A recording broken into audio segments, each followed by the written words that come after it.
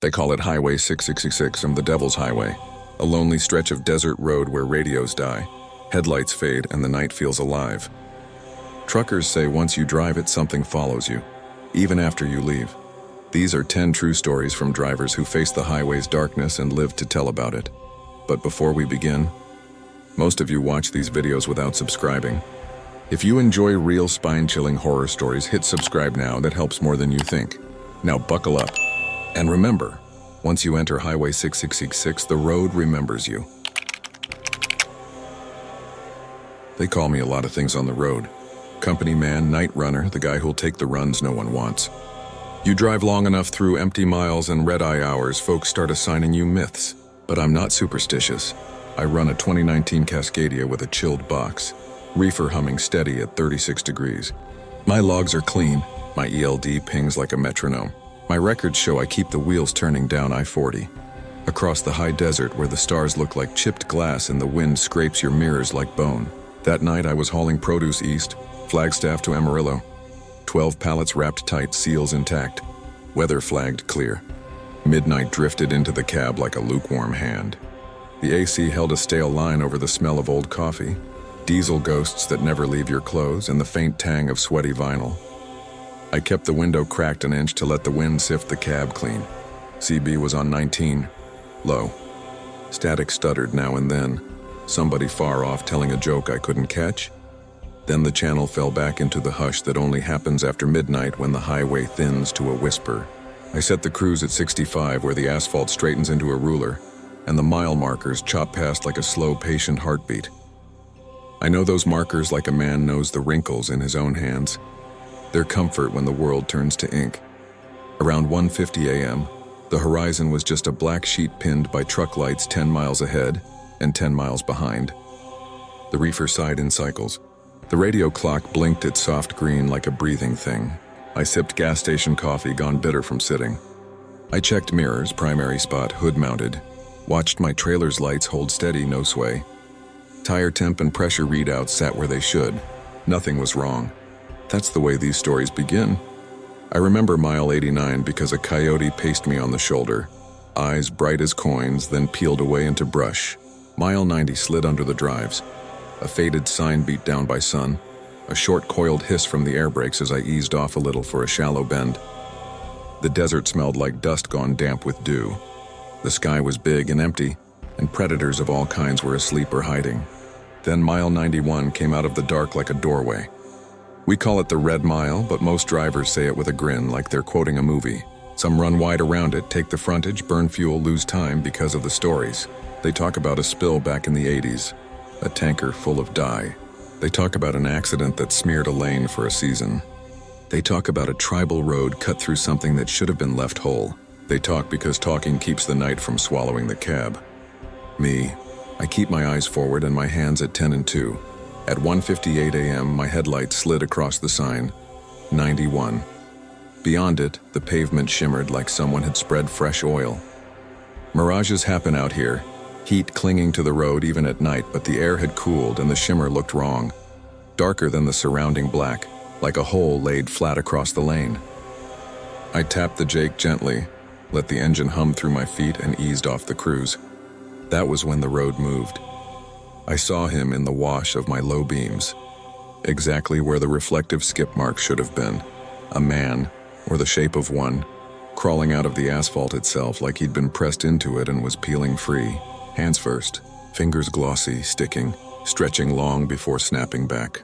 His clothes were black on black, body slick with something that reflected my lights a deep red, like tar over fresh steel. He turned his head toward me, and his face, if that's what it was, carried no features except for a mouth dragging open like a fresh seal on a trailer door. I didn't see eyes. I saw shine. I hit the brakes. The air screamed. The trailer pushed a little, so I eased off and straightened, both hands rigid. Instinct is simple. Don't jackknife, don't swerve where visibility dies, don't turn a near miss into a fatal. I feathered to a stop on the shoulder, hazard lights pecking orange in the dark. The CB hissed once, then went dead in the way only electronics do when the universe leans too close. My heart told me to sit tight, call highway patrol, let someone else clock it in a report. But my head, the part trained by way stations, inspections, and 100 small decent acts, Said if there's a person in the lane, you don't leave them. I grabbed the flashlight from the door pocket. The handle's rubber had worn smooth where my fingers always land. I stepped down. The night hit me with the quiet thump of compressed air bleeding. Crickets scored the distance. The wind tasted like pennies. The smell, diesel, hot brakes, baked asphalt, had a new note in it now. Something mineral and sweet like radiator fluid or blood. The beam cut across empty lane. No man, no shape, just road. I stood on the white line, my boots humming faintly from the engine's idle through the ground. The beam trembled a little in my hand. I told myself it was the wind. I walked forward. Nothing. The asphalt felt wrong under my soles, softer in spots like tar warmed from below. My light caught on ripples in the surface as if the road had been stirred and settled again. A mile marker light reflected like a tooth in the dark. Behind me, my hazards clicked time. No other trucks. No cars, no coyotes. Night stretched wide. I told myself I'd imagined it, that fatigue had paired with superstition and made a trick of a patch job. But then I turned back toward my rig and saw the tires. The drives were laced in it. A wet red gloss dripped into ropes, streaking the grooves. It wasn't paint. It wasn't mud. It had sheen and depth like tar cut with something darker. The red pooled under the tires as if the rubber was sweating it out. I reached without thinking and touched a bead. It was warm on my fingertip and sticky. It smelled like old pennies left in a coffee can. When I rubbed my fingers together, it threaded like sap and didn't let go. I backed away, heartbeat loud, light shaking now. I climbed into the cab and grabbed the water jug. I doused the tires. The water made a high, thin sizzle on rubber, steam lifting like breath. The red thinned, then beaded again, bleeding back out of the grooves as if the wash had only woken it. I sprayed harder until the jug was empty. My breath fogged the glass even with the window cracked. My palms left sweat prints on the steering wheel. I wiped them on my jeans and left red streaks. I told myself, drive. There's a way station 20 miles ahead. There's light there, people. You can report a spill. You can put it in someone else's hands. I pulled off the shoulder. The first rotation of the wheels made a wet sound like pulling tape from skin. With every turn, tiny flecks nicked the fenders. The smell seeped into the cab, metallic, syrupy, wrong. I wanted the reefer's steady rumble, the familiar whine to lull me back into normal. But even that sound now felt like breathing through a bloody rag. CB came alive as I hit mile 92, with a burst of static that turned into a voice, almost. It had that road drawl, yeah, but stripped of consonants, stretched like audio recorded underwater. And one, red. Well, I lifted the mic and squeezed. Breaker 19, anyone got a read on 91? I've got a spill or something on the drives. The channel hissed. Then a whisper, no carrier squelch, no proper key. Don't stop. I let go and listened. The wind firmed and the desert shifted, sage scraping the road edge. The mic's cord swung and tapped the dash in slow, nervous arcs. I didn't stop. I told myself if the tires were bleeding dye from an old patch or construction compound, it would sling off by speed. It didn't. 10 miles, 15. Red flung from the treads and flecked the quarters like rust in blossom. The drums clicked like cooling metal, though I hadn't braked. The steering wheel vibrated with a frequency that wasn't road chatter. It was slower, like a pulse matching mine. When the road dipped, the smell pooled in the cab. I cracked the window wider and let cold air slap my face. The sky had gone glassy, stars smeared thin as oil fingers. I checked my watch. The second hand stuttered and then ticked on like nothing happened. At mile 100, a set of taillights appeared, low and rectangular like an old Freightliner's, bright red as coals. Relief touched me for a second, company, but as I closed the gap, those lights stayed the same distance away, like I was on a belt chasing a ghost truck. The radio whispered again without carriers. You crossed, then nothing. My hand tightened on the wheel until my knuckles hurt. My eyes burned. I blinked and caught my reflection in the driver's mirror. Pale, eyes wide, a red smear across my cheek. I wiped it. The napkin came away pink. The way station showed 2 green signs out ahead like landing beacons. I took the off-ramp, wheels thumping over the rumble strip. Red flicked from the treads into the dark like sparks. The station sat alone under mercury vapor lights, the glass booth empty but lit. The scale platform was a long concrete tongue. I rolled across it slow, praying for a uniform in that booth, a human face, any anchor. The speaker on the scale crackled and made that dry paper sound. Then, pull around. The voice was flat. The lights in the booth stayed still. There was no shadow moving inside. I pulled around to the inspection bay. The doors were raised and the fluorescents inside buzzed like insects. The drain in the floor had a grate with red staining around it as if a winter brine truck had parked there and leaked. I set the brake with a sigh that filled the bay. The red on my tires glistened and dripped in heavy threads into the drain. I killed the engine. The reefer kept breathing, the box a heartbeat in the sudden quiet. I opened the door and climbed down.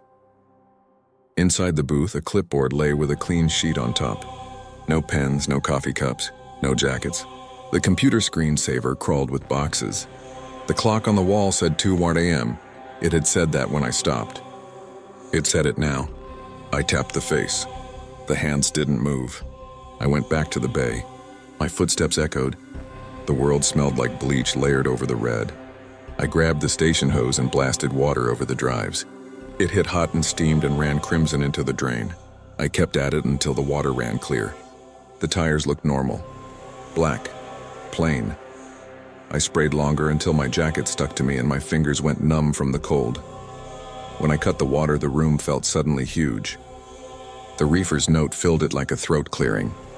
I stood there a long minute listening to the water trickle in the drain. Then I heard footsteps. The sound came from behind the bay, slow, heavy, a shuffle more than a step. They moved to the doorway and stopped where the light thinned. "Station's closed," a voice said from the dark. It sounded like an old tape played slow. I lifted my light. "Had a spill," I said. "On my tires. Looked like tar." The shadow stood quiet, head tilted. "Don't stop," it said again, and the shape was gone. I went around the corner with the light. Nothing. Just a wall, a stack of empty pallets, a mop bucket filled with pink water. I got back in the truck. My hands shook. I checked the tires twice more with the flashlight. Clean, dry. I rubbed my fingers down one groove. No stick, no shine. I got behind the wheel and looked at the clock. 2 a.m. My ELD said 2:27. I rolled out. For the next 50 miles, the sound in the cab felt wrong, like a second engine idling a breath too slow beneath the first. I turned the radio off to listen. Wind pressed against the cab and released like lungs. The reefer hummed. Nothing else. The road unspooled and mile 150 came and went. The red never came back. At a truck stop, I pulled onto the cat scale, ran a wash again at the bay, watched clear water fall off black rubber. I wiped my hands on fresh paper towels and they didn't stain. The next morning in daylight, the red mile looked like any other strip of asphalt. Beige scrub, drained sky, mile marker 91 green and stupid in the sun. Other trucks thumped across it and kept rolling. I kept my mouth shut in the diner. The waitress poured coffee that tasted like you could stand a spoon in it and asked me how the night went. I told her, long. That was all. I called a highway buddy later, a vet who knows every way station from Barstow to Tucumcari. He listened without interruption.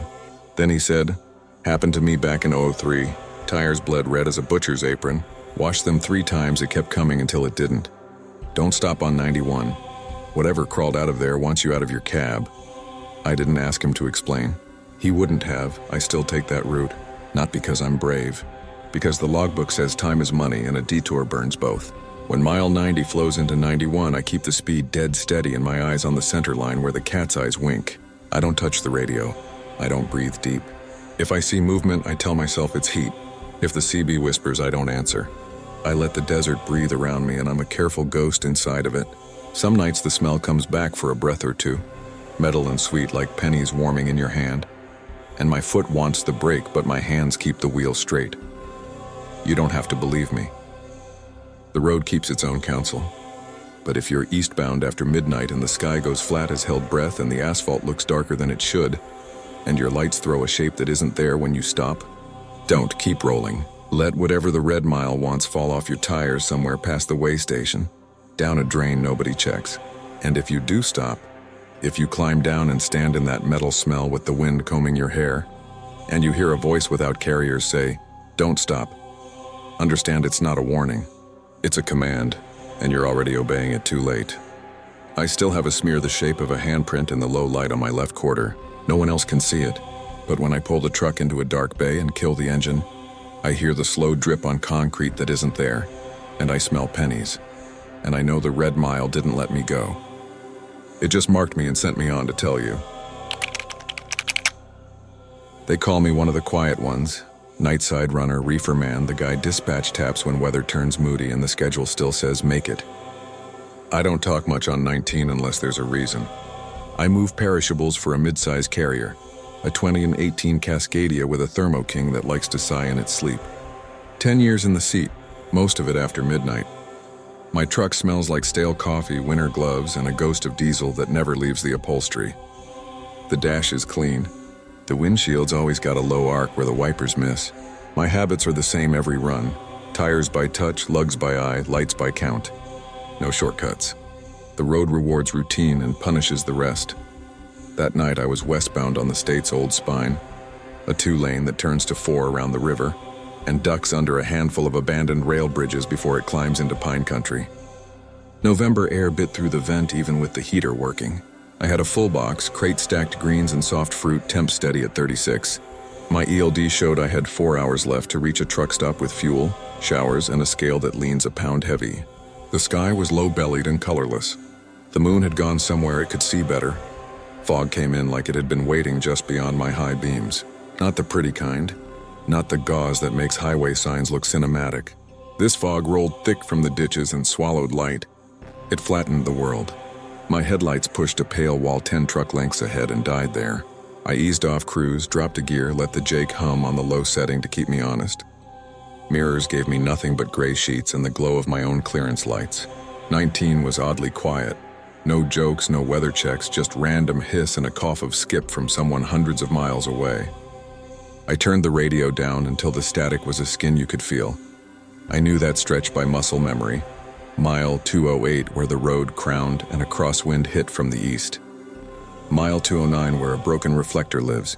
Mile 210 where an old rail overpass used to baffle the snow. Used to. Dispatch sent the bulletin last year after the county tore it down. There'd been an incident, a jumper, they said. We were told to expect cones for a week, then clean pavement, open sky. The thermometer on the dash held 34, flirting with trouble. The tires sang a narrow note. I kept both hands on the wheel, thumbs down, no white-knuckle bravado, just pressure the way you use on delicate glass. The cab held its own climate, heater kicking a slow breath into my boots while the window crack brought in the cold metal taste of night. I could smell wet leaves, damp dirt, the faint sweetness that tires pick up when they throw fog water at speed. Coming up to where the overpass had been, the fog got heavier, not thicker so much as heavier, like humidity that could lean on you. The sound of the road damped down until it was almost gone, only vibrations through the column telling me I was moving. I took the center of the right lane, watched the faint white line stream by, let the cat's eyes jump at me and vanish. The reefer hissed and settled. Then I heard it above me on the roofline, where the wind scrubs and rain flattens, pounding. Footsteps, not scurrying, not the light scatter of some stray branch tossing in the air. Heavy, running. From behind the sleeper, over the cab, toward my windshield. Whump, whump, whump, boots hitting steel, weight transferring, the panel above my head flexing with each impact. I glanced at the headliner. It dimpled on every strike.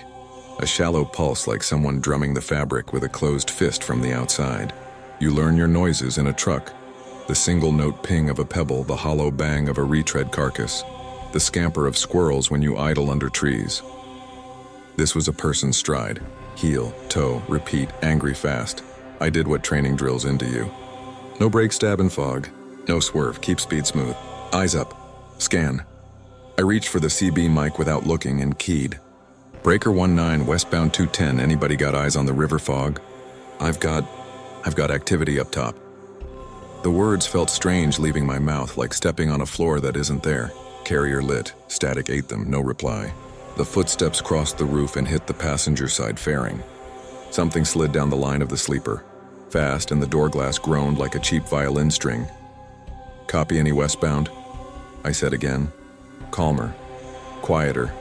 Because panic on the mic helps no one. At the old rail overpass, I heard myself say it and winced. Old habits. The overpass was gone. My beams cut the fog and touched an arch of black above the lane. Shadow of a thing high as a bridge. Stone dark, solid enough for my brain to accept it, and for my hands to drift the wheel a hair to center. The air brake sighed at a tiny toe tap. The sound from the roof stopped dead. The scream came next. Not from the radio, not from the fog. From overhead and ahead at the same time, like the structure itself raked its throat open and cut short the way a cable snaps. My chest went cold. I tasted metal. I rolled through the shadow of the Not There bridge and out the other side. The fog loosened enough to show me a mile marker, 210, just like always, and a bit of guardrail that had lost a cat's eye. The road was empty. The world was normal. In the passenger side mirror, fog closed like a hand behind me where the overpass shouldn't be. The CB crackled hard, carrier locked, and dispatch's voice came thin as a cassette tape. Unit 44, say again your last. There is no overpass at 210. Hasn't been since last November. My breath fogged the glass despite the heater. Then somebody's running on my roof, I said, forcing each word through a throat that wanted to seal. And I just drove beneath something that isn't there. Silence. The kind where the line is open but no one wants to be the first to make a sound that'll make it real. A different voice cut in. Night supervisor clipped careful. Unit 44, reduce speed. Do not stop. Proceed to the Crest Way Station, 10 miles. We'll alert Highway Patrol to meet you. They said it like a script. You only get that tone after too many bad calls. The pounding started again, back on the roof, matched to my speed. Never gaining, never falling.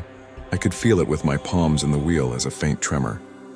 The reefer knocked once, a harmless defrost cycle, but my whole body flinched like it had been tapped on the spine. I dropped one more gear. The fog made the world a single room. I set my eyes on the faded center line and the faint green promise of a sign in the distance. The sign floated out, a rectangle ghosting in and out. The letters stuttered in my lights like they'd been painted in wet dust. Crest Station open, the bottom line said. I could hear the air chime from my trailer's PSI monitor counting a slow loss in recovery as temperature changed with the fog. The smell in the cab shifted. The diesel ghost braided with wet wool and the sour of old pennies. I rolled my shoulders against sweat that wasn't heat. Next to the sign where the incline begins, something dropped onto my hood. A shape. A man shape hit hard enough to rock the cab on its bags. His hand slapped the hood right above the grill. Fingers spread, leaving dark prints in the condensation.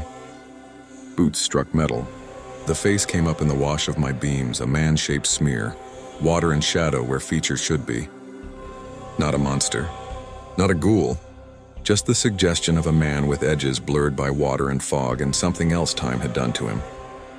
He was close enough to touch, too close to be there, and he was looking at me without eyes. Training says, never hard brake for an animal. You'll flip. For a person, you stop if you can without killing yourself. My boot hovered. Instinct wrestled procedure. The shape's hands slid on condensation, found the chrome lip, held. He leaned toward the glass like a passenger leaning over a table to say one last urgent thing. I saw his mouth open, water running off his chin in a string. Sound didn't come from him. It came from the cab roof, running. I kept it straight. I didn't hit the brake. I didn't swerve. I eased out of the throttle, let the weight behind me settle, felt the drives take more of the load. The shape on the hood cocked his head like a dog listening to a distant whistle. Then he was gone. Not a jump, not a fall, just absence. My wipers dragged once across dry glass and squealed like a fork on a plate.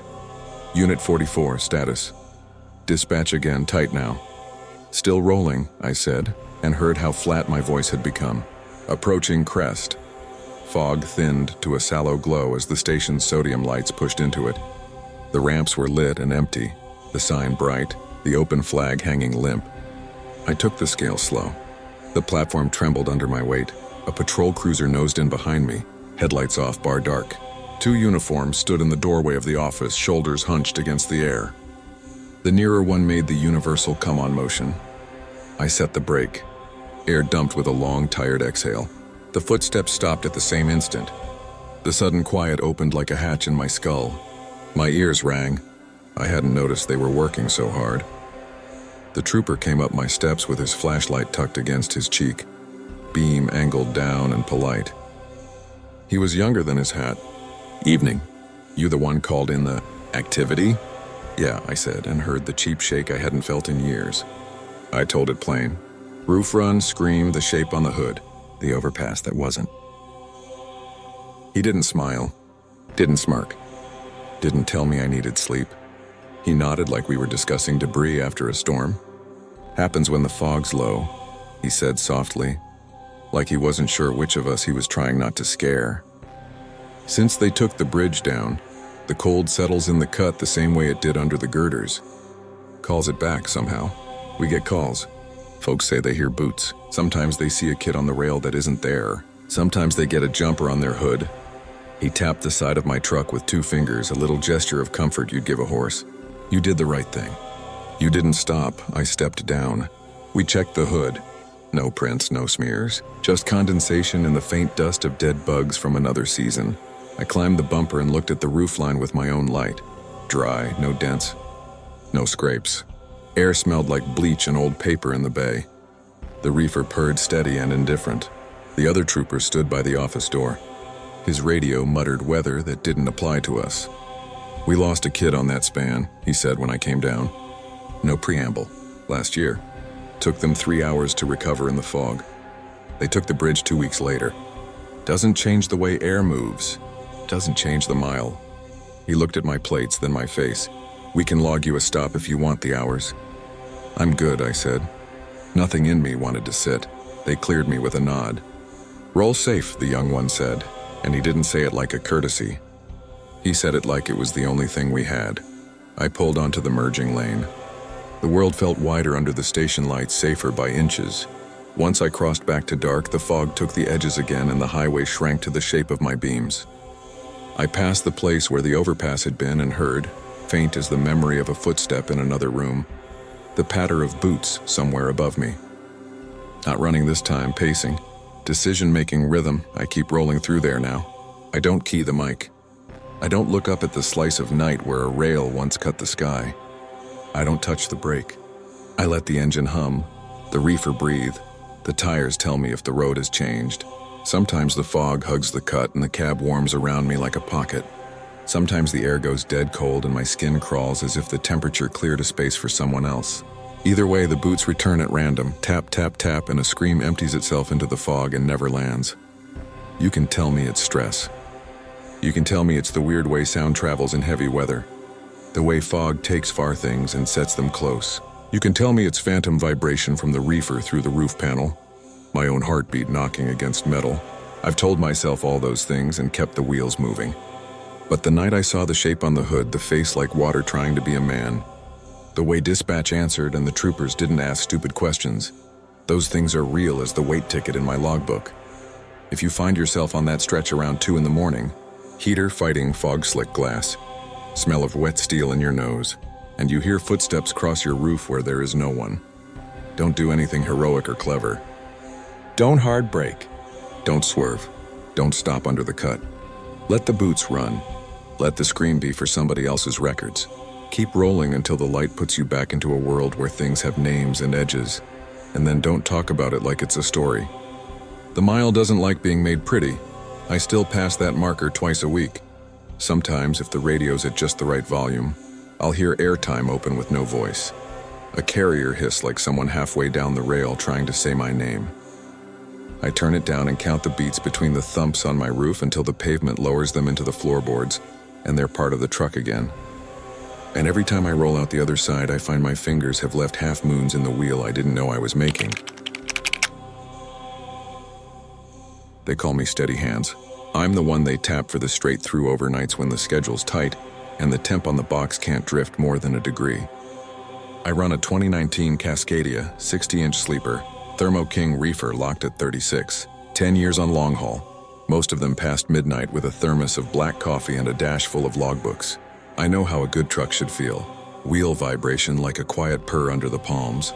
The engine note holding in that comfortable band where it sounds alive but not strained. When it's right, you can close your eyes and tell the exact speed by the way the air moves around the mirrors.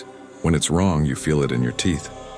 This run was I-10 eastbound, late winter, air dry and clean enough to sting. The night had that high desert brightness that makes the stars look like pinholes punched in metal.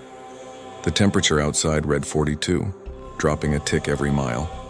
I'd loaded at a warehouse outside Palm Springs, produce 4 seals, paperwork tight, and was headed for a cross dock in Phoenix. Clear weather flagged on the app. No construction markers. No CHP sitting dark in the median. Just an honest ribbon of blacktop and a box full of lettuce breathing behind me. Every driver has their rhythms. Mine start with the same checks. Tires by touch, lugs by eye, glad hands seated, lights by count, amber, red, white, every lens clean. I keep the CB on 19 at low volume. Most of the chatter dies after midnight, but I like the hiss. It's a heartbeat that tells you the world is still out there even when your beams hit nothing but space. Mile 134 slid past like a lazy metronome. I took a sip of coffee, listened to the reefer's soft defrost knock, and let cruise sit at 65. The cab smelled like truck stop soap and diesel that never leaves the seams. AC on low to keep me from drowsing.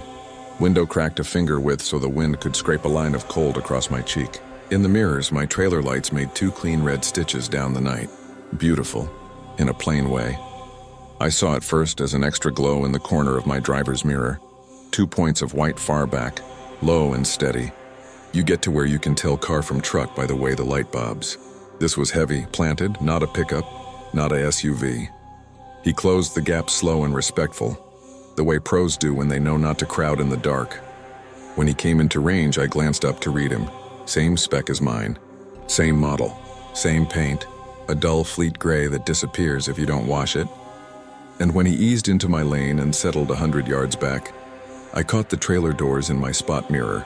Same company logo, same scuffs on the lower right hinge. I even saw the nick on the left door where a forklift had kissed it. Only mine had that nick. I know because I was there when the kid apologized for it with both hands and a red face.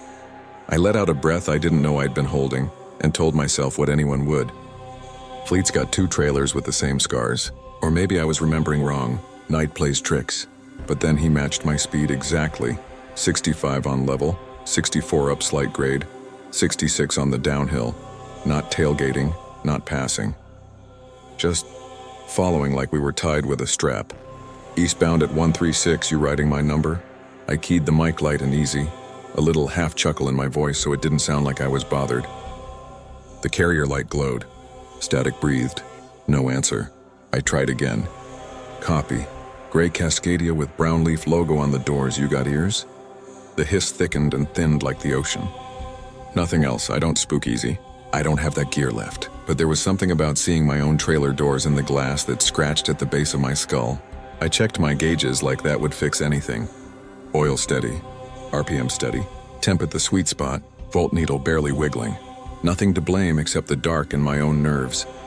He tucked closer on a long, straight run just inside the comfort zone. 2 seconds becomes 1.5 when you stare too hard. I eased off cruise to invite a pass. His lights dimmed the way a human hand dims when it grips. He matched me perfectly. Fine, I thought. I'll pull into the next rest area, let him by. Let gravity untie whatever knot this is. The sign for Cactus Wells came up in green. A tired 2-toilet pull-out with a soda machine that steals your dollar every other try. As it flashed by, his lights slid left. Not a signal. Not a reasonable pass. He drifted, clean, calm, into the oncoming lane like a driver pulling around a ladder in the road. There was no ladder. There was no car. There was a shallow ditch, a run of sand and dull scrub that goes gray when no moon touches it. He took the lane, he held it. For half a heartbeat, he ran even with me. And in that wash of side light, I looked right and saw my own truck. Not just the model, not just the paint. The same cracked bug deflector on the passenger side. The same dash hula girl a trainee had left as a joke and I never removed. The same paper coffee cup in the same stainless holder with the same brown ring halfway down the seam. The driver's seat had a man in it, but he wasn't there. Shape but no face. Weight but no features. Like someone cut the silhouette out of the night and set it behind the wheel. Then his rig eased ahead by half a length and drifted off the asphalt without braking. His drives hit the gravel with a sand-spraying hiss I felt through my own wheel. He took the ditch like it was a ramp and slid into the scrub. No roll, no bounce, no flailing correction. Just a clean line into nothing. I stabbed the brake enough to get my own weight under me, signaled, and pulled to the shoulder. The air dumped with a tired, embarrassed sigh. I threw on hazards and grabbed the flashlight. The night rushed in with that stale metal cold that smells like pennies and dry brush. In the silence after the engine settled, my ears rang. Across the road where he'd left me, the sand held tracks. Twin dark snakes where his tires cut. They ran from the lane edge into the ditch. chewed the face of a low berm, and vanished into scrub. No twisted bumper, no gleam of chrome belly up, no whiff of coolant. Nothing reflected my beam. Even the tracks looked wrong. If you stared, you could see the grains lifting off the edges like the wind was erasing them while you watched. "Dispatch, Unit 72, I said into the mic, my voice steady because that's how you keep it. "Possible rollover eastbound at 137. Tractor trailer off the south side, no lights visible. Stopping to assist." There was a crackle and then the calm tone they teach in training. "Unit 72, confirm you have a visible vehicle." "Negative on visuals," I said, climbing the berm. "But I've got fresh tracks into the brush. 10 seconds old." The beam washed the sand pale. It came back with nothing but scrub and empty. My boot slipped a little going down. Tiny pebbles scourged the cuffs of my jeans. "Highway patrol is en route," dispatch said. "Do not enter the ditch if unsafe." "I'm at the edge," I said. I stopped. The tracks ended 5 feet in, dead clean like someone picked the truck up and set it somewhere else. The brush beyond wasn't bent. No broken branches. No gouges, no trail. Just sand, the texture of stale bread, and a silence that leaned. Up on the shoulder again, my hazards pecked orange holes in the dark. The only other sound was the reefer's burying breath hum from my trailer. I walked the length of the shoulder to where the tracks began, right at the faded white line, and knelt, 2 fingers at the edge. The sand was still settling there, tiny grains making that faint hiss you feel with your skin more than here. I smelled hot rubber that had no source. Headlights barreled from the east, another rig. I flagged him with my light and he lifted a couple fingers off the wheel the way drivers do when they're telling you they see you. They can't stop. They'll think about you later. His taillights were a red underline under a long black sentence and then they were gone. The CB let out a pop and somebody far away mumbled weather. No one keyed to ask if I needed anything. Blue and red finally rolled over the curve, slow and respectful. The trooper was young and had that new hat caution about him. He listened while I said what I'd seen. He left his cruiser idling to wash the scene in silly light. He walked the berm with me. We aimed both beams into the scrub where the tracks died. We stood quiet and let the desert exhale around us like we were waiting for it to decide what to do with us. "No debris?" he said. He didn't look at me, kept his light on the sand like it owed him an answer. "No debris," I said. "No smell of coolant, no oil." He went in and then he didn't.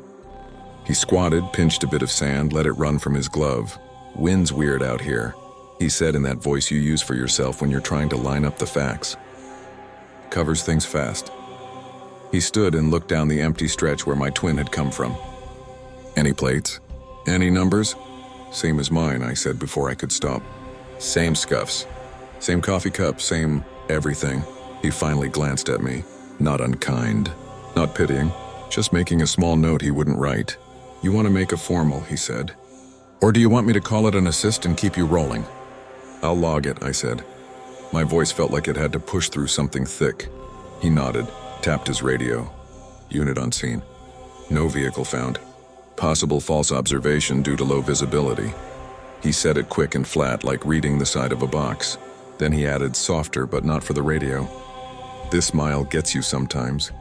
Maybe because it's straight so long your head starts making bends." We stood a minute more because that's what you do when your bones tell you to. Then he thanked me for stopping and I thanked him for coming, and we both pretended that was enough. Back in the cab, the air felt stale despite the cracked window. I washed my hands with a wet wipe because they smelled like rubber I hadn't touched. I wrote the time in my log and the mile and the words, "Possible incident, no contact." When I pulled back onto the lane, my steering wheel felt different, like it had a pulse. I told myself it was adrenaline, and the way the column carries road texture when you're keyed up. 5 miles on, the mirror caught light again. Twin white, slow and steady. I didn't lift. I didn't breathe different. I watched the glow slide closer until it became him. The same gray hood, the same boring face, the same little fleck missing from the chrome strip on the bumper. He settled where he had before, 100 yards back, as if the last 20 minutes hadn't happened. I didn't key the mic. I didn't tap the brake to talk to him with lights the way we do sometimes when we're bored. I kept cruise at 65 and let the white lines flick away like tearing paper. He followed. At mile 146, where the highway makes the slightest dogleg around a run of basalt, he slid left again, easy as breath, and moved into the oncoming lane. No cars, no hazard, He ran even with me for a dozen seconds that felt like standing on the edge of a tall thing. And in the corner of my eye, I saw my own cab again. My hula girl nodding to a vibration I couldn't feel. My paper cup with the same brown ring. My seat silhouette of a driver with a face made of darkness. Then he took the ditch a second time and the sand ran under him and he was gone. I didn't stop. I kept my hands at 10 and 2 and set my jaw so it wouldn't chatter. And I told myself the only thing that mattered, keep it straight, keep it moving, keep time. The CB coughed once and said nothing. The reefer breathed like someone sleeping. I made Phoenix with an hour left on my clock. The yard guy checked my seals and said, "You're early, lucky dog." Like the night had nothing to say to me. I parked against the fence and sat with the engine off, listening to the tick of hot metal cooling and the distant whine of other people's loads. In the dark glass of the office window, my truck made a shape against the yard lights. There in the reflection, a second gray Cascadia idled behind mine, lights low, hula girl nodding. When I looked over my shoulder through the curtain, there was nothing but chain link and a stack of pallets leaning like drunks. I still run that stretch. The logbook doesn't care about your nerves, and the freight doesn't care about your ghosts. Some nights at the same miles, a pair of lights will appear and hang back like a polite shadow. On the worst nights, he swings out and kisses the ditch while I keep the wheel locked in repeat speed. Engine, line, speed, engine, line. Until the road is the only thing I can remember. There are no skid marks. There is no wreck. There are just tire tracks that begin at the edge and fade as you watch. If it happens to you, don't get cute with explanations. Don't chase him into the sand or stop to puzzle it out like you're going to catch the seam of the trick and peel it back. Keep your speed steady. Let him do what he's going to do. Note the mile. Note your breath. Tell dispatch because that's what we do. Then roll until the sun makes the desert ugly again and the mirrors only show you. I don't know what it wants. Warning, rehearsal, replacement. I only know what the mirror keeps teaching me. Sooner or later, every driver follows himself into the dark and some of us don't come back out the way we went in. When the twin pulls beside me now, I don't look full on. I watch the corner of the glass and keep my hands from shaking. And when he drifts toward the ditch, I let him go like shedding a skin I'm not ready to live without. And on quiet nights in the yard, when the reefer clicks and the air goes still, I can hear a second set of air brakes sigh behind my cab, and a paper cup settle in a holder I'm not touching, and a hula girl nod yes to a question no one asked. They call me a night runner. I move perishables when the air's cold and the roads go honest. No tourists drifting, no school buses, just professionals and the things that hunt the edges of light. I've got a 2020 Cascadia with a Thermo King that breathes like a sleeping animal, and a cracked bug deflector that whistles at exactly 67. 10 years in the seat, most of them on the interstate that cuts the desert like a black seam. I keep 19 on low because it's habit and comfort. My truck smells like diesel soaked into plastic, stale coffee ground into the cup holder, and a clean line of citrus from the wipe I run over the wheel before I start. Lights by count, amber, red, white. Tires by touch, cool enough to trust. Reefer at 36. Everything that matters hums. That night was late October. Cold had settled without frost. The dash held 41 and falling. I was eastbound, Flagstaff, to Tucumcari, the ribbon long and straight, mile markers ticking past like a steady metronome. The sky was clear but flat, no moon, just a powder of stars like someone rubbed chalk across the black. The wind ran low in the sage and rattled the weeds at the shoulder. My window was cracked a finger to keep my brain sharp. The rest of me lived inside the cab's warm pocket. The reefer hissed. The CB washed a soft noise through the speaker, the kind that fills a space so you're not left alone with the engine. It started with static changing shape. If you run enough nights, you hear it. Skip from a city you'll never see. Weather from a station 2 states away. Voices thinned by mountains until the S's fall off. The hiss leaned, sharpened, and found a tone. Not speech at first, just rhythm like a heart monitor in a hospital drama. On, off, then a breath. Then words, so calm they sounded like they belonged to the road itself. Keep driving. I don't stop for her. I looked at the radio as if I could see the voice inside it. 19 was lit. The needle on my meter barely trembled. I keyed the mic. Breaker 19. You addressing eastbound at mile 212. I kept my voice easy. Nothing to get excited over. Nothing to tell your hands to sweat. The carrier light flickered like it was thinking. Static leveled back to noise. No answer. A half mile later, the noise leaned the same way a second time and spoke with the same certainty, like it was experienced and tired. Keep driving. Don't stop for her. I smiled without humor, the way you do when you'd prefer not to feel anything. Some local on a prank. Some bored base station bouncing signal off a layer that made it land strange. I tapped the brakes, just enough to check the feeling in the wheel, then settled at 65, both hands steady at 10 and 2. Out here, 19 is the hall light you leave on. 13 is the hallway the kids dare each other to walk. I'd never been sentimental about channels. Radio's a tool. But I clicked the dial to 13 anyway and let it breathe for a beat. Empty. It felt like stepping into a room that's still warm from someone who left a second ago. The road rose and dipped through low cuts. Signs came and went, reflective green, reflective white, then disappeared into a long stretch where you measure yourself by your own headlights. Somewhere behind me, a rig downshifted, a hollow sound that reached through the dark and clicked the back of my teeth. The wind slid across the hood and the mirror hissed a fine line. At mile 215, the first weirdness. 2 signs in a row told the same thing, but the numbers didn't match. The first read 215. The second, 20 seconds later, read 215 again with the paint on the 2 smeared like a thumbprint. The reflective beads on the second didn't throw light right. A mile later, the marker skipped to 217. I didn't get the comfort of 216. It's a silly thing to snag on, but long hauls are held together by tiny reliables. When you lose one, you notice the silent places harder. 19 went dead. Not quiet, dead. The speaker made a vacuum in the cab, like the world had muted to let something lean closer. In that vacuum, 13 whispered again, steady and sure as if it had been beside me the whole time, waiting for the gap. Keep driving. Don't stop for her. I clicked back to 19 and told myself a story about tropospheric ducting and old towers and guys with too much gear in sheds. I told myself a lot of things. I kept the wheel unmoved and the line between the cat's eyes like a razor. She appeared at mile 219, right after a shallow bend where the highway levels and the scrub pulls back from the shoulder. Left side. On the gravel, not in the lane, waving both arms like she was stirring thick air. She had the shape of a woman in a hoodie, or the desert's idea of one. Long hair dark against the pale of the reflector posts. Legs bare, feet wrong for night.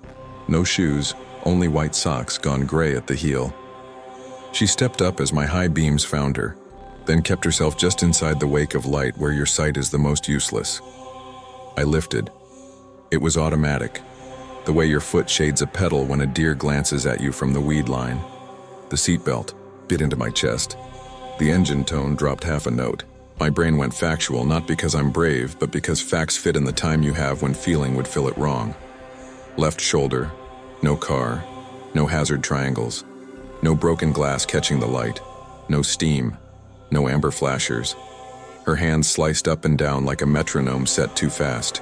Keep driving, the radio said, patient as a parent. I keyed without taking my eyes off the glass. Breaker 19, got a pedestrian at 219 westbound side. Anyone got eyes on a disabled vehicle? Nothing came back. The wind leaned on the cab and let go. She stepped toward my lane and my hands tightened, just enough to feel the wheel's texture print into my palms. My heater coughed warm at my ankles. I cracked the window another finger. Air slid in cold and metallic, the smell of wet dust and road tar you only taste when fog is threatening and doesn't commit. Her mouth moved. She looked like she was speaking to me, like she was trying to borrow my ears. I didn't stop. I didn't swerve toward her. I held my lane, eased a hair right to give her a little more shoulder. My headlights caught the plane of her face for half a second. Pale, wet, eyes too much like glass. Her mouth opened a fraction too wide, like a yawn that hurt. Then she was gone from the forward view and mine in the mirrors. In the convex spot mirror, lower right, her face stretched at the edges, not because it changed, but because the mirrors Distortion took hold and the thing inside her didn't fight it. The jaw hung, not in a way that breaks bone, in a way that unfastens a latch. I saw the hinge of her mouth swing past where a human hinge stops. It kept moving, slow and minded, until the jawline fell into a black shape I didn't have language for. Her lips moved, soundless in the glass, shaping the exact rhythm of the static I'd heard, a metronome in a dead room. On, off, on, off. Keep driving. Don't stop for her. The reefer knocked a defrost, and the sudden hollow bang made my heart jump stupid. I brought the speed back to 65 like I was laying a blanket over a panicked dog. Hands on the wheel, breathing through my nose, eyes on the center line. In the mirror, the mouth worked and worked as if it could pull itself wider with repetition. A half-mile on, she reappeared in the driver's mirror. Left side again, exactly 3 posts behind. Same hoodie, same pail of leg. Socks gray, this time turned dark at the toes. Waving her arms with that tired insistence of someone who's been signaling too long. The hair clung to her face like steam had breathed it there. She stepped like she knew my timing. The whisper found me a 4th time as the CB went soft around it. Keep driving, I got practical. Dispassionate. Dispatch, Unit 44, I said. Possible pedestrian hazard at mile 219 through 221 eastbound. Female in distress. No vehicle visible. Request patrol. Dispatch came back quick. Professional calm with a seam of something under it. Unit 44, Highway Patrol notified. Do not stop in the travel lane. Proceed to the next safe location. I'll stop at the next rest pole, I said, because it was the only true thing I could promise without lying to the part of me that wanted to throw the brake and run back like a kid. If she's still there, I'll drop a pin. I clicked back to 13 out of a reflex that didn't feel like mine. Silence met me like a mouth pressed to my ear. Mile 221. Same woman, same place, different posture. She didn't wave this time. She stood with her head cocked like she was listening for a faint sound. And when my headlights reached her feet, I saw how the socks didn't soak the gravel so much as sink around the stones, like her weight was the wrong kind, heavy without mass. My palm stung. I didn't remember gripping that hard. I rolled into a rest pull at mile 222. Nothing but 2 angled slots, a picnic table, and a trash barrel rattling in a wind that hadn't lifted anywhere else. I set the brake. The air dumped with a sigh that felt a little too human. I kept the engine running and the doors locked. I turned on all my lights and sat looking forward, letting the gauge needles mirror my breathing until we held steady together. She came into my mirrors without walking. One moment absence, the next, present standing at the white line behind my trailer. Arms at her sides, hair plastered to her face as if the world had rained only on her. Her mouth worked. The CB speaker gave back that patient rhythm like it had been waiting for her to sync with it. Keep driving, it said, but quiet now, a hush you'd use for a sleeping child. Don't stop for her. Back in the cab, the air felt stale despite the cracked window. I washed my hands with a wet wipe because they smelled like rubber I hadn't touched. I wrote the time in my log and the mile and the words, possible incident, no contact. When I pulled back onto the lane, my steering wheel felt different, like it had a pulse. I told myself it was adrenaline and the way the column carries road texture when you're keyed up. 5 miles on, the mirror caught light again. Twin whites, low and steady. I didn't lift. I didn't breathe different. I watched the glow slide closer until it became him. The same gray hood, the same boring face, the same little fleck missing from the chrome strip on the bumper. He settled where he had before, 100 yards back, as if the last 20 minutes hadn't happened. I didn't key the mic. I didn't tap the brake to talk to him with lights the way we do sometimes when we're bored. I kept cruise at 65 and let the white lines flick away like tearing paper. He followed. At mile 146, where the highway makes the slightest dogleg around a run of basalt, he slid left again, easy as breath, and moved into the oncoming lane. No cars, no hazard. He ran even with me for a dozen seconds that felt like standing on the edge of a tall thing. And in the corner of my eye, I saw my own cab again. My hula girl nodding to a vibration I couldn't feel. My paper cup with the same brown ring. My seat silhouette of a driver with a face made of darkness. Then he took the ditch a second time and the sand ran under him and he was gone. I didn't stop. I kept my hands at 10 and 2 and set my jaw so it wouldn't chatter. And I told myself the only thing that mattered, keep it straight, keep it moving, keep time. The CB coughed once and said nothing. The reefer breathed like someone sleeping. I made Phoenix with an hour left on my clock. The yard guy checked my seals and said, "You're early, lucky dog." Like the night had nothing to say to me. I parked against the fence and sat with the engine off, listening to the tick of hot metal cooling and the distant whine of other people's loads. In the dark glass of the office window, my truck made a shape against the yard lights. There in the reflection, a second gray Cascadia idled behind mine, lights low, hula girl nodding. When I looked over my shoulder through the curtain, there was nothing but chain link and a stack of pallets leaning like drunks. I still run that stretch. The logbook doesn't care about your nerves, and the freight doesn't care about your ghosts. Some nights at the same miles, a pair of lights will appear and hang back like a polite shadow. On the worst nights, he swings out and kisses the ditch while I keep the wheel locked and repeat speed. Engine, line, speed, engine, line. Until the road is the only thing I can remember. There are no skid marks. There is no wreck. There are just tire tracks that begin at the edge and fade as you watch. If it happens to you, don't get cute with explanations. Don't chase him into the sand or stop to puzzle it out like you're going to catch the seam of the trick and peel it back. Keep your speed steady. Let him do what he's going to do. Note the mile. Note your breath. Tell dispatch because that's what we do. Then roll until the sun makes the desert ugly again and the mirrors only show you. I don't know what it wants. Warning, rehearsal, replacement. I only know what the mirror keeps teaching me.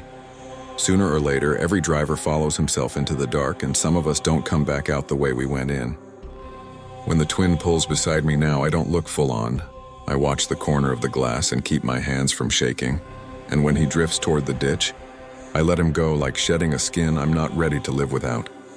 And on quiet nights in the yard, when the reefer clicks and the air goes still, I can hear a second set of air brakes sigh behind my cab, and a paper cup settle in a holder I'm not touching, and a hula girl nod yes to a question no one asked. They call me a night mule. Reefer freight, long straight miles, the kind of runs where the clock matters more than conversation. 10 years in a Cascadia, I keep boring on purpose. No chrome, no stuffed animals on the dash, no stickers.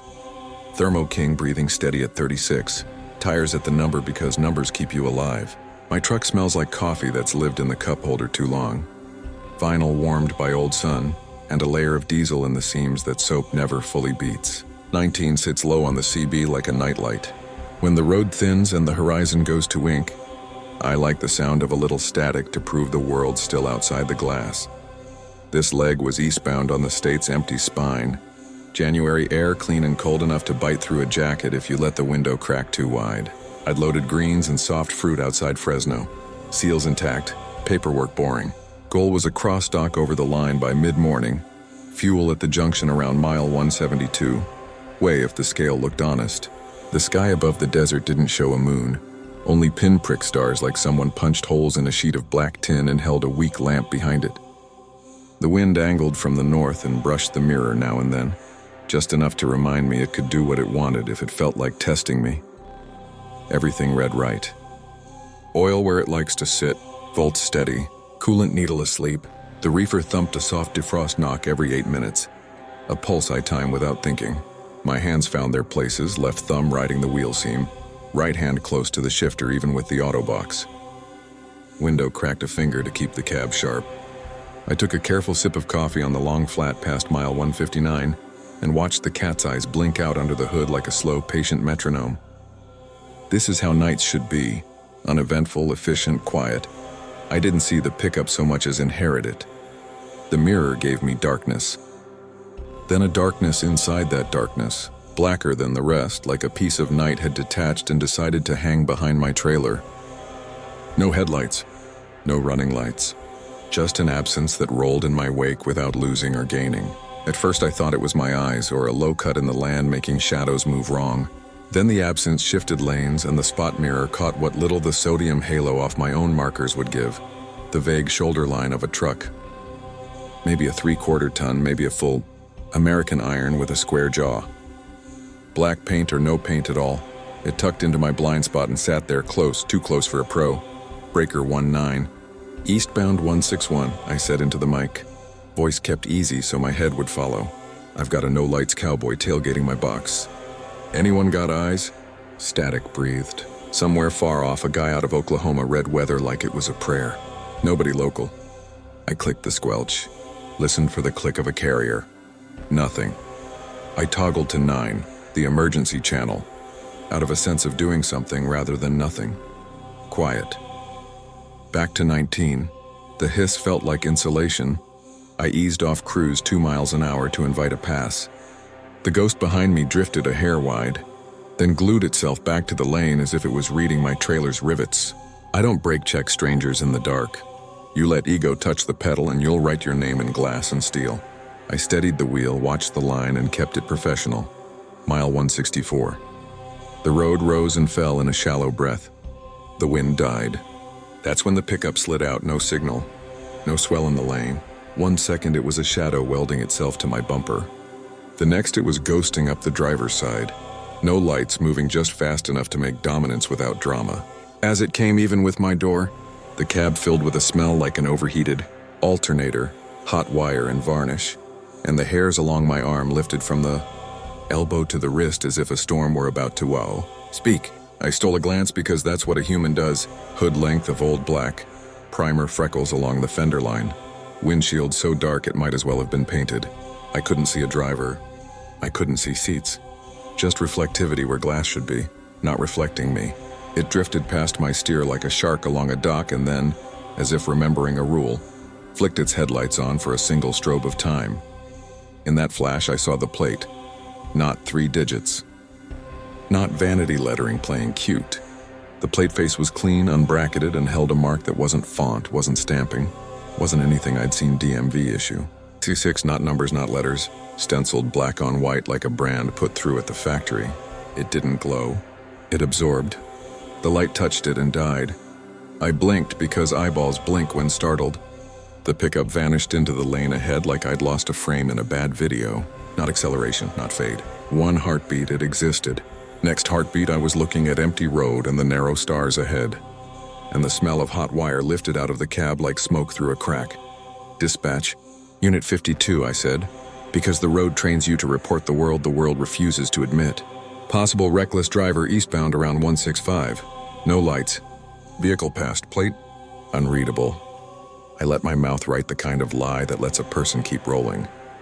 Unit 52, Highway Patrol notified, dispatch answered. Calm, a little bored. Keep eyes up. You're clear to the junction. The wind nudged my mirror and stepped back. The heater breathed at my ankles. The reefer thumped. I told myself a story. Kid joyriding with a spray-painted plate, old truck with a dead alternator, me catching a weird angle on the strobe of his aftermarket LEDs. The body will help you lie to your mind if it keeps you between the lines. Mile 168. The CB dropped to a hole. No hiss, no carrier. A velvet quiet like a studio. In that pause, a whisper slid out of the speaker without the click that says someone keyed. Don't follow it. Not a threat. Not a warning with spice. A matter-of-fact instruction from nobody. The needle on the meter didn't twitch. I let the mic hang and put my fingers back on the wheel where they belong. The junction rose out of the dark like a shipyard. Sodium lights, gravel lots, the low hum of a bank of pumps keeping night alive. As I swung onto the ramp, the pickup reappeared at the edge of my vision the way a migraine aura does. Just a suggestion. Then pulled hard across 2 lanes in front of me and dove down the service road that parallels the frontage. No lights, no brake glow. Just a black wedge sliding along gravel like a heavy thing on ice. I kept my speed by habit and watched it track the washboard line as if the bumps didn't exist. It passed the closed diner without stirring the wind chimes. At the far end of the service road, it turned toward the highway again. And for a second, against a distant sign, I caught the shape of that plate like an afterimage stamped into my eye. Fueling under bad fluorescent calms, a driver. The sound of diesel in a tank writes normal into your brain the way a lullaby writes sleep into a room. I set the nozzle, chalked the handle, walked the rig. Tires by touch, lugs under the beam. A quick look at the reefer's face, 36 steady. The night breathed cold and honest. The pumps ticked numbers I can estimate by ear. I went inside to pay because the card reader always throws a fuss. And when I came back out into buzzy light, The world made me small for the first time in years. Across the lane, under a dead canopy, sat a black pickup pointed out. Angle cocked like it had drifted to the stop and decided that was enough. No frost on the glass, no breath out the exhaust, not even the sound of cooling metal. It wore the darkness instead of sitting in it. The longer I looked, the more the edges of it made less sense. I couldn't find its year. I couldn't find a make to hate. It was just the idea of a truck nobody asked to see. Something tugged at my eyes like a hand you can't see asking your chin to lift. There was the plate again. Clean white field holding those 3 marks that weren't numbers and weren't anything else. They didn't sit on the metal. They were in it, the way a scar lives in skin. I realized I'd walked halfway toward the thing without my legs consulting me. I stopped where the concrete changed texture and felt, with the soft part of my boot, how the slab there had a warmth it shouldn't have at 2:17 a.m. The CB in my cab coughed alive through the glass, mic still hanging from its clip. Unit 52, say location. Dispatch asked, voice a little too loud. It broke whatever wire had been running from that plate to my bones. I turned, climbed back in, shut the door, and made the cab small again on purpose. Fueling at the junction, I said, voice a size too calm. Rolling in 5. When I looked at the dead canopy again, the pickup wasn't there. No tire dust stirred, no gravel crushed. Just the night with a hole in its memory. I watched the dark until I was sure I was watching nothing. I rolled. Back on the interstate, 19 came back like a trickle returning to a pipe. Guys 100 miles away traded jokes I didn't need. The heater breathed. The reefer thumped. I found my speed and became a metronome again. The road is good at convincing you it's the only thing that matters. Mile 181. A pair of taillights appeared ahead and held steady. Low, rectangular, old school. Relief in 2 red points. Company. I gained like you do when you share a pace. As I closed, the taillights didn't resolve the way they should have into brand and bumper and paint. They fuzzed at the edge as if heat lived there. I eased to the left to pass. The truck in front of me wasn't a truck. It was the reminder of one. Light soaking into dark paint without giving anything back. I pulled alongside at 63, professional, no games, and in the blank where a driver should be, there was nothing.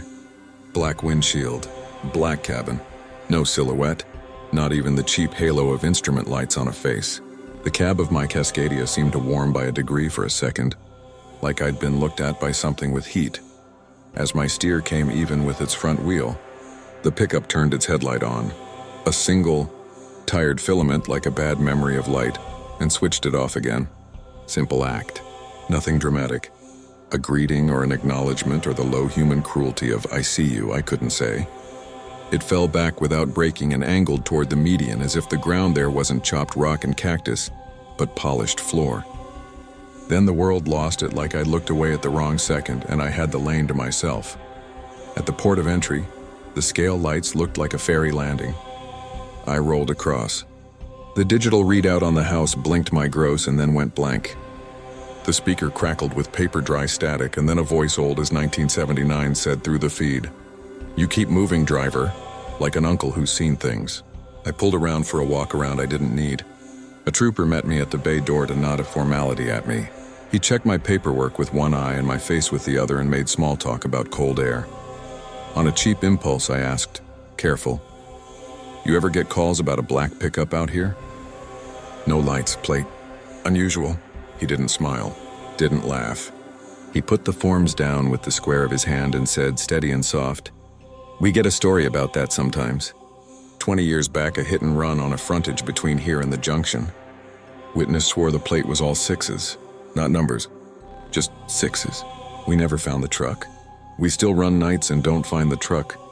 He slid my paperwork back. "You want an escort? You look like you didn't sleep." "I'm good," I lied. "Gotta make time." He tapped the roof beam with the back of his knuckles, a human sound that made the cab reel again, and waved me out. The road took me because the road always does. Dawn made the desert ugly in the way that keeps you grateful. Everything beige and tired, the miracles ripped out by day. I delivered on time. The yard smelled like cardboard and diesel. The lumper stamped my bills with a little smile that said I was nobody special. I parked on a side street to log my brake and leaned my head back against the seat where the foam remembers me. I closed my eyes and heard headlights turn on in the dark. Not the sound they make, there isn't one. The sound my brain now assigns to that act, a soft intake of breath and the faintest murmur of hot wire. When I opened them, my windshield showed me everything ordinary. Bugs, streaks, the circle the wipers miss. Down at the corner, where the passenger side glass meets dashboard, was a tiny rectangle of glue residue I'd never noticed. A shape exactly the size and proportion of a license plate as a child might draw it. When the cab warmed, that little rectangle gave off the smell of singed varnish, then nothing. I still run that stretch. Freight doesn't care what makes your hair stand. When I hit the miles where my eyes start searching for a dark in the dark, I turn the radio down and treat the wheel like it's glass. If a pickup tucks itself into my blind spot, I don't get clever. I don't chase. I don't rubberneck the mirror until I drift a foot toward regret. I keep my speed steady, my lane clean, and my gaze on the cat's eyes. If it wants to pass, I let it pass. If it wants to vanish, I let it vanish. If the plate shows me something it thinks I should remember, I do not commit it to words with my mouth. Words are invitations. I am tired of guests, you can call it stress. You can call it a story I fed myself to keep awake. You can tell me I caught the ghost of a taillight in a cracked lens and made a religion out of it. Maybe. But when the CB drops to velvet and a voice that isn't keyed says, "Don't follow it," I listen. If you're eastbound after midnight and a shadow decides it likes your bumper, don't be brave. Don't be angry. Don't be curious. Hold the line. Let the dark have what belongs to it. And if a trooper ever tells you an old hit and run still breathes on that mile, and the plate they wrote down wasn't numbers at all, nod, sign where he points, and keep rolling. Some debts keep driving long after the lights go out. They call me a freezer man. I run perishables through the night because cold air makes fewer mistakes. 10 years in a Cascadia with a Thermo King that breathes steady at 36. Enough miles to know when a tire is 2 psi light by the way the wheel hums at my fingertips. I'm not the storyteller type. I'm the kind who sets cruise at 65 and counts cat's eyes when the radio goes dead. But there's a piece of road I avoid unless the logbook leaves me no choice. The desert chain of rest areas east of Barstow. They're numbered plain, white stencil on green sign, and number 6 sits in a low bowl out of the wind. A strip of asphalt, 2 sodium lamps, 3 picnic tables, and a bathroom so clean it feels like no one's ever used it. That's where this happened. The run started simple. Late January, air dry enough to sand your lungs. The sky had the kind of clear that turns stars into pins pushed through sheet metal. I'd picked up lettuce and boxed greens outside Bakersfield, seals intact, reefer holding. 19 sat low on the CB, comfort hiss, not chatter. The cab smelled like old coffee and a faint citrus line from the wipe I run over the wheel before I roll. Window cracked a finger so the cold could keep my eyelids honest. The heater set to a slow exhale at my boots. The desert does this to you. Locks your body into a pocket of warmth while the night presses against the glass, measuring whether you belong. Mile markers paced me like a slow heartbeat. I took note of small reliables. Oil at the sweet spot, volt steady, coolant needle unmoved, reefer cycling a soft knock every so often that I could have set my watch to. Somewhere around 2:35 a.m., the wind died so completely that the mirrors stopped their tiny reassuring tremble. The road turned surgical, flat, straight, nothing to argue with. I had an hour left on the drive clock and a choice. Burn it to the state line and nap on the shoulder of a way station, illegal and frowned upon, or grab 20 at rest stop number 6, stretch, sip something hot, then roll. The sign for number 6 rose out of the dark like it had been testing how close it could get. I took the ramp and let the rumble strip buzz my eyelids awake. 2 rigs already sat under the lights, nose to tail, both idling low. One was a battered Freightliner with a white box and a stickered bumper. The other a spotless Volvo with a polished tank, lights dimmed to a warm amber. I threaded in beside them, left a good door's worth of space, set the brake. Air dumped with a long sigh, the sound of the truck handing its weight back to the ground. The heater pushed at my ankles while the cracked window let in the iron taste of desert cold. Truck stop coffee ages fast in a thermos. Mine had gone bitter in the way that wakes you up whether you want it or not. I clicked the radio up to 19 and asked if anyone wanted my extra. No answer. The Freightliner's driver window was dark. The Volvo sleeper curtain glowed the soft yellow of a phone on low. It felt like a library at 3 a.m., quiet but occupied, rules soft and understood. I killed my running lights, left the markers and glow of the dash. The world shrank to a dome of warm plastic and cold glass. The reefer sighed behind me and the floor carried the faintest vibration through the boots, the motor's far-off heartbeat. The clock on the dash clicked to 2:57, then 2:58. I let my eyes close, not to sleep, just to float. 19 breathed. The knocking started at 3 on the nose, soft, rhythmic. Not the fist of a man wanting help or the clang of a loose strap, but a patient tapping from under the trailer, somewhere between the wheels. 3 knocks, pause, 3 knocks. Tap, tap, tap. Silence. Tap, tap, tap. The kind of knock you use when you don't want to wake anyone except the person you need. My hands did the driver things before my head decided. Flashers on, gloves, mag light. I opened the door and the cold bit through my jacket like it had teeth. The rest area looked smaller outside the cab, like the edges moved in while I was sitting. Gravel crunched. Distant highway hissed like a river down in a cut. My breath ghosted. I circled the tractor, hood, tires, lugs by eye. I knelt at each axle, palm flat to feel heat that shouldn't be there. Everything read normal. I ducked, laid down, and slid on my shoulder under the trailer. Flashlight sweeping the belly. Cross members, brake lines, airbags, ABS wires, nothing loose. No boots, no shoes. No figure pressed tight against the shadow line. The knocking stopped when my face was inches from the metal, like the sound had been hunted by light. Back up on my feet, I checked the other 2 rigs out of politeness. I tapped the Freightliner's step. "You good?" In a voice low enough not to startle a sleeping man. No movement. No cough of a sleeper breath. I walked the Volvo's sweep. Clean hoses, tidy straps, a little condensation frosting his tank line. Nothing that wanted help. My own truck sat with its hazards pecking orange holes in the cold. Coming around the nose, the radio popped a carrier without a voice. I felt it before I heard it. Pressure in the ear, a tiny lifting of the hair on my arm. I climbed back up in the cab, shut the door, made the cab small again, and the heater felt like hands around my shins. That was when I saw the windshield. 2 handprints. Low, both in the center, where a short person standing on the step would reach. Not greasy like mechanic smears. Not dusty like you get after a bug storm. These were clean prints, the oils new, fine lines crisp. The kind daycare windows wear. Small palms, short fingers, child-sized. They fogged clearer as my warm air pushed against cold glass, fresh enough that they hadn't had time to fade. For a long moment the cab was a sound plate. The engine. The reefer. The slight hiss of the heater vent. Then underneath, faint, the knocks again, tap, tap, tap. Pause, tap, tap, tap. The sound came like a memory from under the floor. I told myself the only sane story. Kids on the road happen. Somebody's family broke down. Someone wandered. But 3 in the morning in winter at a rest area with 2 working trucks and no cars?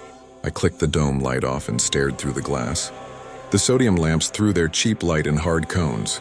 My neighbor's marker lights glowed low and warm. I looked again. The rigs were gone. Not the drivers moved while I was under the trailer gone. Not I missed their taillights gone. The spaces on either side of me were empty.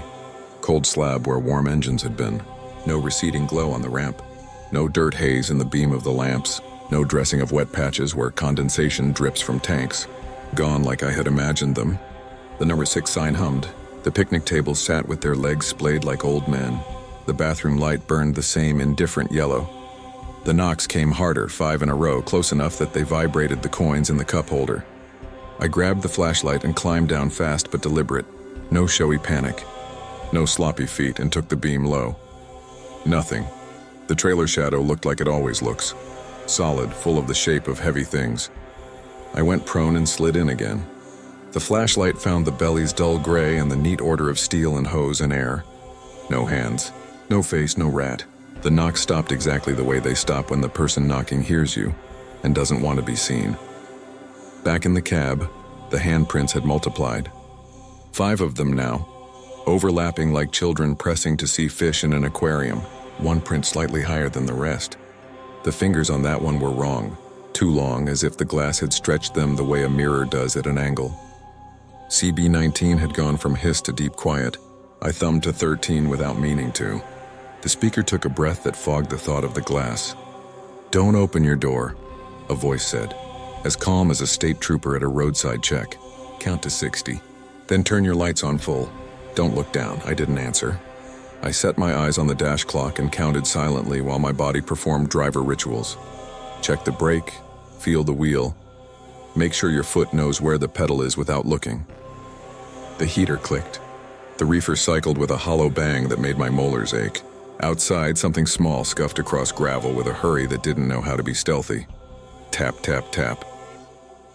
At 59, I rolled my thumb to the headlight switch and filled number 6 with white. The handprints flashed bright, then paled as the heat forced their oils to evaporate. In that light, the lot looked like a stage after the actors had left. Empty but not reset. The air had a texture. The kind that's there in a room someone just left. I put the truck in gear. Ease. No hard throttle. Let the weight seat itself against the fifth before you ask it to move. I rolled, flashers still on, and took the ramp slow. Halfway up, the CB breathed again, the voice gentle and ordinary. "You're clear," it said. The channel needle barely twitched. Back on the interstate, the desert opened the way a patient exhales. The mirrors showed rest stop number 6 drop behind like a lid closing. The knocks were gone. The cab warmed. The prints on the glass faded to memory, leaving only faint streaks my wipers chased and couldn't quite catch. I ran the next 30 miles calm on the outside, mind counting mile markers in lieu of thinking. Somewhere after 3:40, another pair of rigs slid into my mirrors and stayed polite. The world returned to normal, or the piece of it I trust. I took an on-ramp pull-off near a way station and checked my windshield in the light. No prints. I walked the trailer again in the cold and saw nothing but the shadow of my own boots. In daylight, number 6 looks like a postcard of failure. Dusty trash barrel over bright sign, picnic table scarred with knife initials. I swung in the next afternoon out of perverse practicality to pee and stretch. The spaces were lined with oil darks and rubber smears that told the truth. Trucks had been there. The bathroom was empty and too clean. A mother with 2 kids stood by a minivan and tiredly negotiated snack rules. One of the kids pressed his hands to the driver's window as I walked by. Small palms, quick fingers, and left prints that looked exactly like the ones I'd watched in the dark. It should have made me feel foolish. It didn't. I asked the highway maintenance guy who was hosing dust off the sidewalk if number 6 had cameras. He squinted into sun glare and said the state keeps meaning to fix one that never worked. He asked if I'd seen coyotes. I said no. He said they come real close sometimes. Knock around. He smiled like he knew what joke to tell and decided not to. I don't stop at number 6 anymore unless the logbook or my body gives me no out. When I do, I leave the engine at a high idle to keep the cab sound full. I keep the dome light off so the glass is just glass. If I hear knocks I have twice, I let them run their measure and leave. The weirdest part isn't the prints or the neighbor rigs gone like breath. It's the way the radio goes from empty to helpful.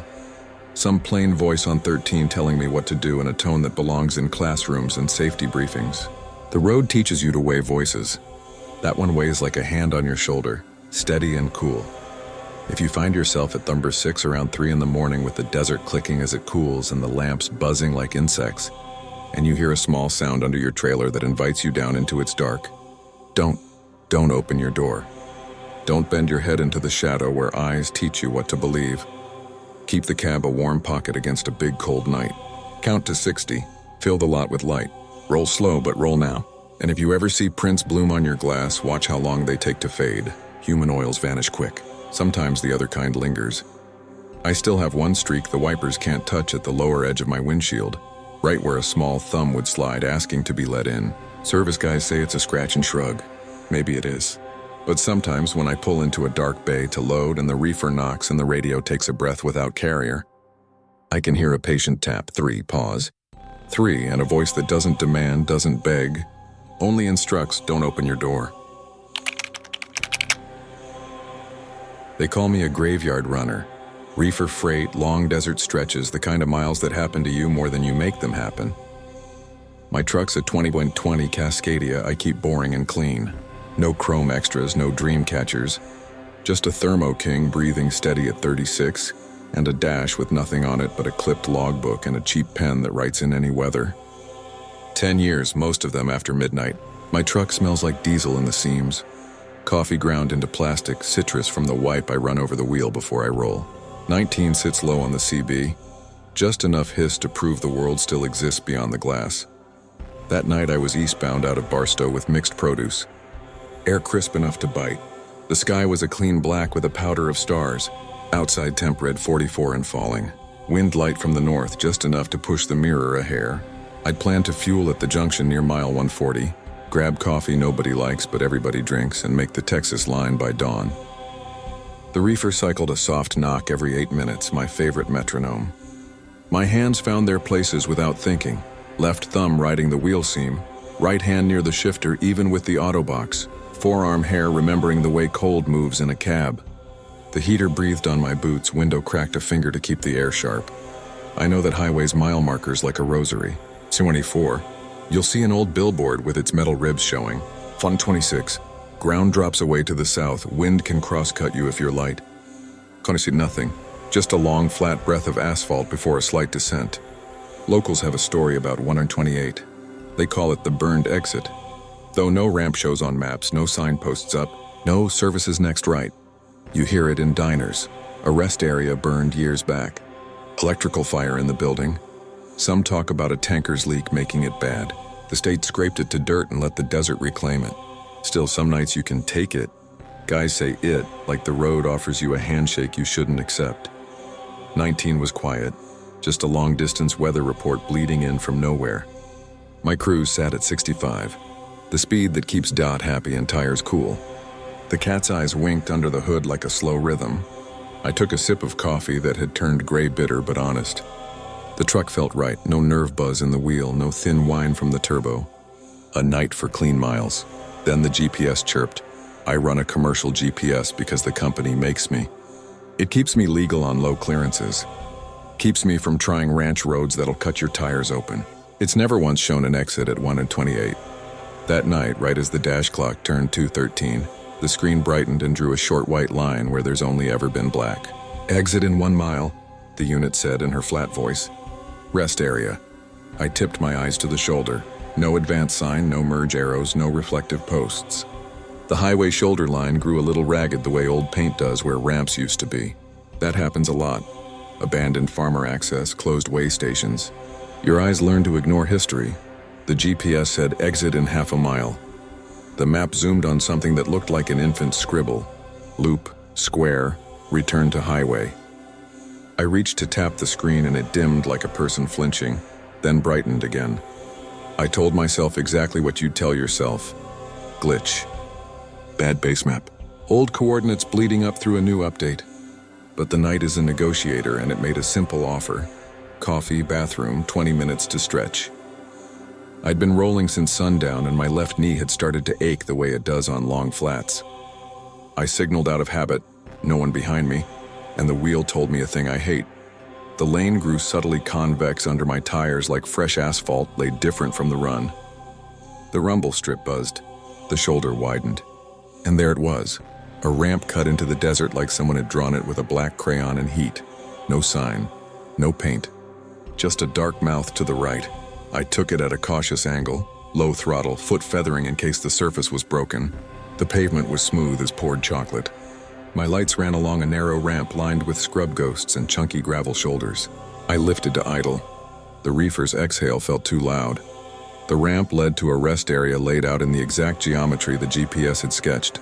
2 angled truck slots, 4 car slots, a long pull-through, a squat cinder block building in the middle, a pair of metal picnic canopies.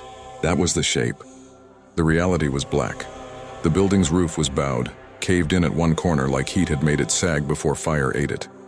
Cinder blocks were charred up to my head height, topped by a crust of soot that caught my lights dull as old velvet. The asphalt had the melted look you see in photos of aircraft runways after a burn, a puddled sheen frozen in ripples, bubbled patches like blistered skin. The metal picnic canopies were warped into sad sails. One of the trash barrels had fused to the slab and slumped like a candle left in a car. The air smelled wrong. Not fresh ash, old. Plastic and wire and hot rubber layered under dust, a staleness baked in, the kind of smell that finds your tongue and lays there. I set the brake out of reflex. Air dumped with a soft sigh I'd heard 1,000 times. In that burned place it sounded intimate, like I'd told the place a secret. I killed my high beams and left the low on. The cab became a warm pocket looking onto a theater stage after a disaster. No wind, The desert held its breath. "Dispatch Unit 41, I said into the mic, keeping that professional calm we all fake until it becomes habit. "I've pulled into an, decommissioned rest area at 128 eastbound. GPS is acting odd." "I'm turning around," Carrier crackled. Then, through static thick as wool, a voice that wasn't dispatch unrolled in perfect enunciation. "This is an emergency action notification. This is not a test. Repeat, this is not—" My hand left the mic like I'd touched a stove. The lights in the caved building pulsed once. But there weren't lights, just reflective sheens turning bright then dim like fire had learned to briefly pretend at electricity. The radio continued, its tone bending low like an old cassette losing torque. "All travelers are advised," it cut to a man reading names. Then to a woman crying away from the mic. Then to a tone. Then back to, "This is an emergency action notification." The CB channel numbers on my unit winked and stepped themselves. 19, 17, 9, 13, 9, 19, like hands pressing buttons I couldn't see. I told myself, old recording. Someone rebroadcasting vintage ES for kicks. People are cruel and boredom is a tool. I put the truck in gear to loop the lot. The melted asphalt took my steer tires with a drag I could feel in my wrists. It wasn't soft, just resistant, like old gum under a table. My rear drives hissed. Steam, no, dust, rose in the lights and carried that cooked smell into the cab despite the window crack being the width of a coin. Halfway around the loop, my headlights landed on the map board, one of those big "You Are Here" signs. The plastic face had boiled and run down in frozen drips. Behind it, on the metal, someone had scratched a circle over and over until it ate through paint and into gray. The circle was not neat. It was a frantic thing clawed by a key or a ring or a nail. Next to it, a date. My light read 0917 and the last two digits melted away into a teardrop shape.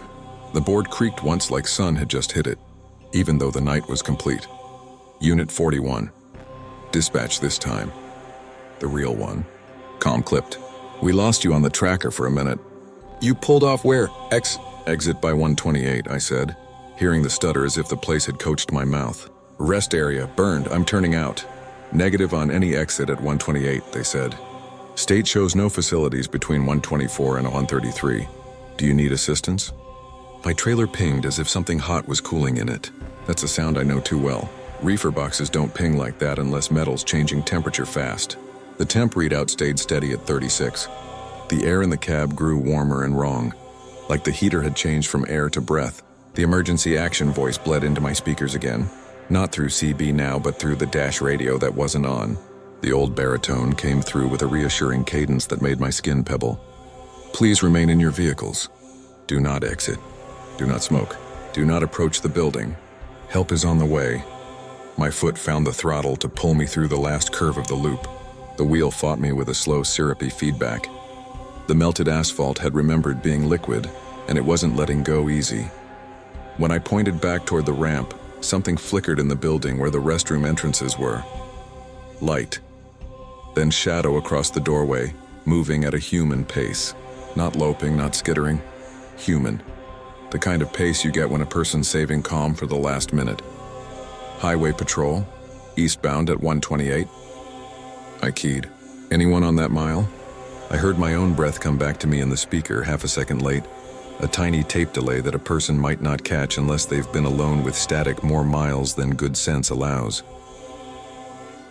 The shadow halted at the edge of my light, just inside the building's mouth. The ceiling had blackened into a low canopy, and the tile that survived looked diseased. The shadow lifted a hand, palm out, the way you wave down a truck that's rolling too fast into a check. Helpful. Routine. Then it stepped forward and the light showed me a shape made of gloom and reflective. Bits, patches on a uniform, glowing faint like coins at the bottom of a fountain. Where a face should be, the light found melted glass. A badge had fused to fabric and deformed into an oval, letters unreadable. The hand was pale where the glove had gone, and the fingers had a texture that caught my beams in tiny reflective beads, like the glass spheres in road paint embedded under thin skin. The dash radio said, "From nowhere and no station, do not exit your vehicle. This is not a test, I didn't." I brought the RPM up, eased off the brake, felt the drives bite. The truck moved like pulling a leg from deep mud. The shadow took one more step like it wanted to steady me. and the heat from the building's mouth reached my windshield, a flat wave like opening an oven. The handprint it left on the air didn't touch glass, but a film formed anyway, a faint fog oval that traced a palm, then slid away as if the night had licked it clean. When my steers hit the ramp, the GPS zoomed in all the way until the screen was just a white square. Then it crashed and rebooted in a polite blue I've never seen it use. The CB dropped to a hole, no hiss, no carrier, no earth, and then returned with a pop that made my eyes water. Behind me in the mirror, the rest area looked smaller than it had when I'd entered, like it had been a trick of focal length. The building's roofline glowed once the way a fire does when wind lifts, then went black again as if someone had clapped a lid over a pot. The ramp rejoined a shoulder that had no fresh paint and no tire dust out of place. The mile marker 129 rose like a confession. The cab cooled back to the kind of warm that feels like a jacket, not breath. The reefer's pinging stopped and the soft 8-minute knock returned like a doctor saying, "Steady now. Unit 41, say status."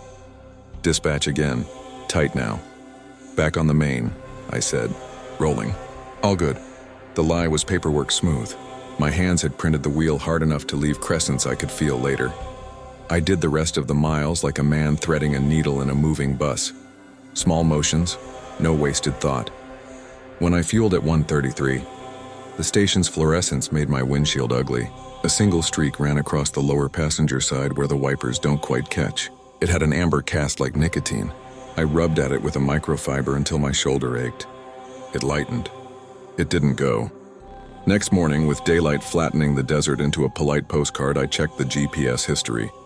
No off-ramp recorded. My ELD showed a brief speed reduction and a minute-long detour flag with no lat long. The dispatch GPS dot plotted a straight line between 127.6 and 129.2. I tried to report the incident. The highway patrol dispatcher put me on hold long enough to make the story feel small. When she came back, she said there'd been a rest area out there in the 90s. Electrical fire. No injuries, which is not what the voices had sounded like. They tore it down in '03, she said. Locals still talk. Folks take wrong turns at night and call us about nothing. That evening, parked at a customer, I sat in the quiet cab with the radio off and heard a thing I hope you never do. The emergency action tone, pure, steady, without a source. Not from the CB, not from the dash, from the air of the cab itself. A thin thread of sound felt in fillings and bones, carrying like heat does across a room. It pulsed 3 times, and then a calm voice that might have been mine after it spent a long time in a warm dark said, close to my ear, "Please remain in your vehicle. Help is on the way." I still run that stretch. Freight is indifferent to where you won't go. Now when my odometer sighs past 127, I turn down the radio and watch the right edge for the paint that doesn't quite line up. If the shoulder grows convex and the night offers me that dark mouth, I keep my hands at 10 and 2 and let the truck pass like a train through a station where no one gets off. Some nights the GPS whispers exit in a corner of the screen and then thinks better of it. Some nights it's only me and the markers counting. Either way, I don't stop. If you do, and if you find yourself rolling into that blackened geometry, don't open your door, don't go helpful, don't trust the calm authority in a voice that might be rehearsing the very last words you'll hear. Keep the cab a warm pocket. Keep your wheels on the surface that still remembers being rode. Let the place talk to itself.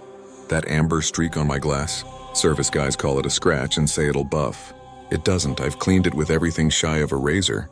When the cab warms, it smells like hot wire for a second and then it's gone. And sometimes when I pull under the big canopy at night and kill my lights, I see the shadow of a hand slide across that streak from the inside, palm out, steadying me like a trooper guiding a nervous driver into the bay. Keep driving. Help is always on the way at the burned exit. It just never arrives for you. They call me a dawn runner, the guy who times deliveries so the dock doors crack open right as first light washes the yard. Reefer freight, mostly produce. 10 years in a Cascadia, I keep boring on purpose. No chrome, no flags, just the Thermo King breathing steady at 36 and a dash wiped with a citrus cloth before I roll. I like the hour when night loosens its grip, but the sun hasn't made anyone brave yet. The roads are honest then. You can hear your own truck. That morning I was eastbound, last leg before the state line. The route drops through a canyon stretch that cuts the desert like a paper slit. High sandstone walls, no shoulder worth the name. A couple of pullouts that feel like tight pockets. If you've ever run it, you know the markers by feel. Mile 287, where the wind lifts sideways from the cut. 288, where the wall leans over the lane and steals your radio. 289, where the road gets a shake like someone tapped the axle with a finger.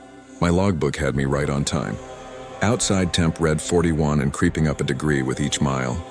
The sky was the flat navy that means the sun's coming but hasn't called in yet. Heater pushed a slow breath at my boots. Window cracked a finger to keep the cab sharp. The truck smelled like diesel in the seams and stale coffee that had been honest a few hours ago. 19 sat low on the CB, static, soft as lint, nobody talking. The reefer knocked its defrost on an 8-minute cycle I could have set a metronome to. Cruise at 62, conservative through the canyon. I don't impress rocks. Tires hummed a single-note wire under my palms, steady, content. I counted cat's eyes. The white line on the right frayed here and there where rockfall had been swept, then repainted by a tired hand. Nothing wrong. That's when stories start. I hit the sign for the canyon, white letters on brown, and the road narrowed into it. The walls came up on either side, close enough that your beams find the seams and show you how the world was stacked. The wind died like someone shut a door. My ears equalized. The noise in the cab sharpened into layers. Engine at a content murmur, reefer breathing, heater whispering, the tiny tick from the defroster vent that shows up when the dash plastic cools faster than the air. The CB hiss leveled into a blank that only exists in rock cuts and sound rooms. The singing began in that blank, soft, low, a single voice at first, like a woman humming a line to herself while folding laundry. Not a radio bleed. There was no carrier snap, no compression. It came at me from the stone, from the cab, from the space a few inches in front of my face where warm air met cold glass. It wasn't words right away, just tone. Then another voice joined below it and another just above, and the thing you recognize before you admit it, harmony, touched the air. I've heard weird in rocks, wind that sounds like whispers. Semis in the other lane throwing Doppler ghosts that make your own tires sing back at you. This was different. The chord had intention. It rolled like careful church singing when people know the parts and listen to each other. I told myself exactly what anyone would. A charter bus up ahead, maybe tucked in the canyon where my lights couldn't catch it. Early rise congregation headed toward a sunrise service. The logic helped the first 10 seconds. Then I rounded the shallow bend at 288 that always breaks the horizon open for a breath. And there was nothing, just lane, cat's eyes, dark walls, and the hint of a pale rectangle of sky trapped high above. My beams went out and came back with nothing to show. The music found words. Amazing grace, how sweet the sound. Not slurred, not drunk with emotion, just careful and low, like a choir warming itself before a room wakes up. The voices were too many to count and none too loud. The way a whole lot of people can be quiet and still fill a space. The hairs on my forearms stood like the heater had turned cold. I keyed the mic without thinking. Breaker 19, anyone hearing singing at 288? The question sounded wrong in my mouth, like a kid telling on himself. Static breathed. The needle barely moved. Far away, a guy talked weather 3 states over and then carbonated away. The canyon stole my own voice and fed it back to me half a second late, just enough to make me feel like I was interrupting myself. I eased out of cruise and let the truck settle on engine, 61. Hands steady at 10 and 2, thumbs down, 4 ways off. No need to invent a hazard. I watched the mirror's main glass spot convex just to give my brain a job. In the convex wall, my trailers glow. No bus, no taillights, no road dust hanging in light. The smell in the cab tilted metallic like pennies warmed in a palm. The reefer knocked and the harmony folded the thump into its timing as if it had been waiting for a drum. Dispatch. Unit 66, I said. Quiet because there was no reason to be loud and I didn't want to hear myself too clearly. Have you got any traffic advisories through the canyon? I'm picking up. Noise. Unit 66, negative advisories, dispatch said, bored in the professional way. Keep it between the lines. You're on time. The melody shifted. They found that clean third verse where someone tightens the line and the others follow. Through many dangers, toils, and snares, the canyon gave the S like a tap on glass and held the vowels the way a room holds a candle's light. I drove on inside a sound I hadn't ordered. The heater didn't feel like breath anymore. It felt like hands wrapped around my shins. The first wrong thing happened at mile 289. A road sign flashed in my beams, white on green, slow falling rocks. And then another sign, same spot, same stanchion, white on green. Slow-falling rooks. The second had the O painted with a brush heavy as sleep. I blinked hard and saw the correct sign again and told myself my eyes had done what eyes do when they think they get to be in charge. The voices rose. It wasn't louder so much as closer. The partings tightened, the way a choir leans in on a note when they love each other. I started identifying things that had no reason to be there. An older man's baritone, a half-step low until the woman to his right nursed him into place. A child's high thread pressed near his mother's shoulder. A tenor with a tremor like fatigue or cold. The words were old ones. The rhythm carried dust. This was not a shiny worship team. These were people who sang because singing is what you do when the air runs thin. The canyon bent. The truck rolled with it. The left wall flared closer and the right fell slightly away into a darker dark where the wash ran.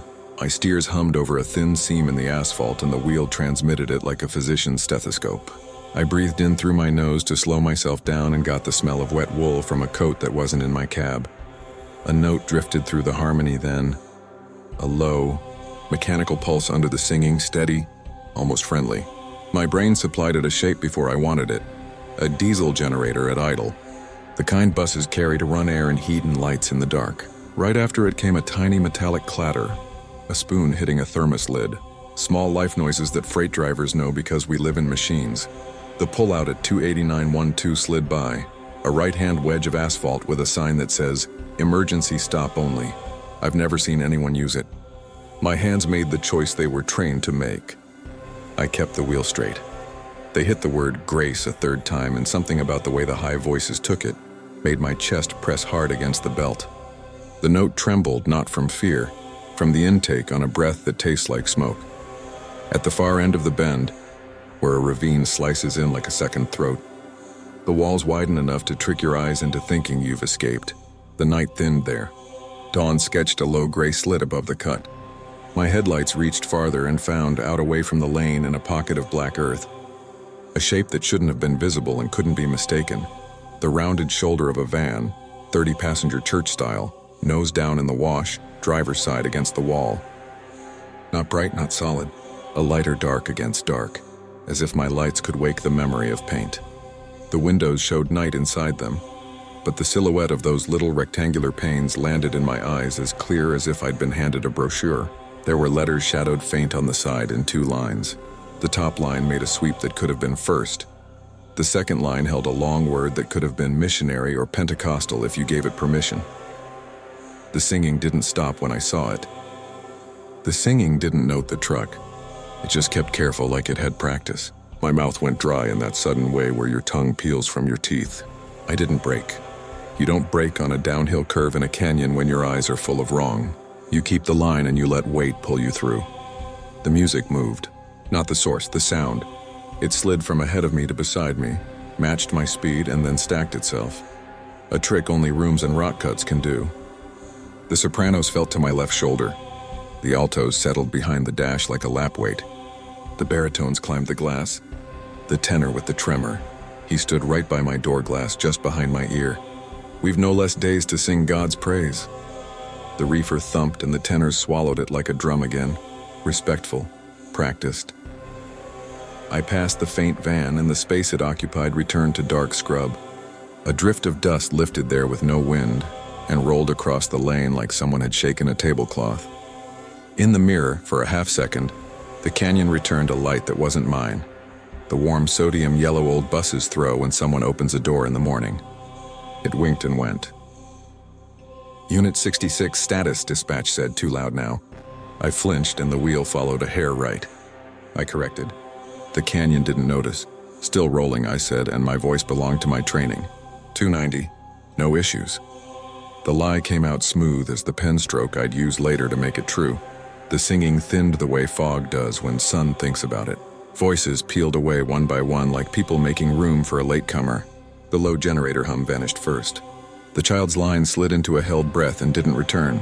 The last thing in the cab was a woman's alto humming a tonic under the heater's whisper. She kept me company a quarter mile more, then laid the note down gently where it would be if a person wanted to find it again. When I broke out of the canyon, the sky had turned a tired blue. The world looked like it does when the grocery store opens and the first shopper stands under lights too bright for a human face. The desert smell changed from iron to dust and warm weed. I breathed and tasted stale coffee and steering wheel citrus and realized my palms had wet the leather. The reefer knocked soft and small like a big thing reassured. I fueled at a truck stop that always smells like mop water and hot burrito. The cashier stared at the morning news. I asked if anyone had reported a choir bus on the canyon. She looked at me the way clerks look at people who ask for something the store doesn't sell. Closest church bus I know is the youth group on Fridays, she said. They come for corn dogs. We live in two worlds out here that don't talk to each other much. I made my dock on time. The lumper signed the bill of lading in a pen that smeared. Day got noisy. The thing shrank the way night things do when you hold them under fluorescence. I could have left it there. I didn't. At lunch, curiosity shoved me onto my phone in a break room that smelled like microwave soup. I searched the canyon's mile numbers and choir, and the third result down was a small town article scanned from 30 years ago. A gospel van off the road in a rock cut. Early morning, driver drowsy, brakes hot. No survivors, it said with the soft language used when words know they live near houses. I shut the phone and put it in my pocket. Too much tidy makes a truck unsafe. The next night when I ran back through the canyon, I turned the radio down and let the cab's sound sit. The walls took my hiss and made it nothing. The heater breathed on my ankles. The reefer tapped its defrost. At mile 288, the air sharpened like a room when someone stands. I didn't look for the van. I didn't invite it by naming it. I kept my speed pinned at 62 and counted cat's eyes. I don't stop in that stretch. There's nowhere to, but I don't even let the thought of stopping shape my foot. When the day's last dark leaks down the wall and the canyon eats the world left and right, sometimes a tone hums in the cab that isn't engine and isn't reefer, and a handful of voices take a breath together, like they've agreed to do it forever. They don't ask for help. They don't warn. They sing because that's what keeps a thing from breaking apart completely. If you run that way near dawn and the canyon tightens sound until it turns into a skin around your head, and you hear a choir find each other where the radio should be, don't look for a bus and don't hunt logic until you drift. Keep the line. Let your truck be your room. Let the song pass through you the way wind does, noticed, carried, not captured. The mile doesn't need you to solve it. It needs you to leave it the way you found it. I still don't know if it mattered that I listened. Some nights, much later, when I'm parked behind a warehouse and the reefer knocks and the yard light hums, I hear a single alto find a note in the noise and hold it long enough I can lay my own breathing on top like a harmony. When it stops, the cab feels empty in the exact way a church does after the last amen. Small and waiting and changed by something that didn't ask permission.